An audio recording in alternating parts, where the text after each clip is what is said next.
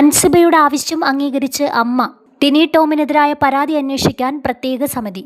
താരസംഘടനയിലെ തർക്കവുമായി ബന്ധപ്പെട്ട് നടി അൻസിബ ഹസന്റെ പരാതി കേൾക്കാൻ പ്രത്യേക സമിതി രൂപീകരിച്ചതായി അമ്മ പ്രസിഡന്റ് ശ്വേത മേനോൻ.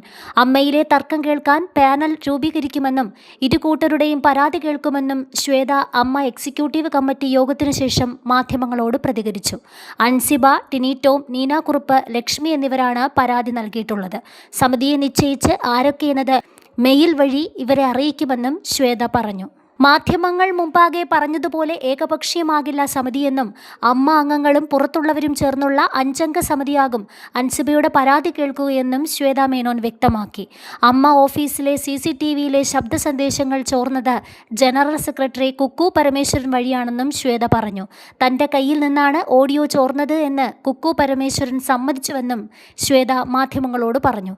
സംഘടനയുടെ അനുവാദമില്ലാതെ മാധ്യമങ്ങളോട് സംസാരിച്ച അംഗങ്ങൾക്ക് കാരണം കാണിക്കൽ നോട്ടീസ് നൽകുമെന്നും ശ്വേത മേനോൻ വ്യക്തമാക്കി. മാധ്യമങ്ങൾക്ക് ആരാണ് വാർത്ത ചോർത്തുന്നത് എന്ന് എല്ലാവർക്കും അറിയാം. ടിനി ടോം മാത്രമാണ് എക്സിക്യൂട്ടീവിന് മുമ്പാകെ വന്ന് കാര്യങ്ങൾ പറഞ്ഞത്. പരാതി ഉന്നയിച്ച മറ്റുള്ളവർ ആരും എക്സിക്യൂട്ടീവിന് മുമ്പിൽ വന്നില്ല. വാർത്തകൾ ഏകപക്ഷീയം ആകരുത്. 502 അംഗങ്ങളുള്ള ചെറിയ സംഘടനയാണിത്. ഈ ഭരണസമിതി കുറേ നല്ല കാര്യങ്ങൾ ചെയ്തിട്ടുണ്ടെന്നും ശ്വേത മേനോൻ പറഞ്ഞു.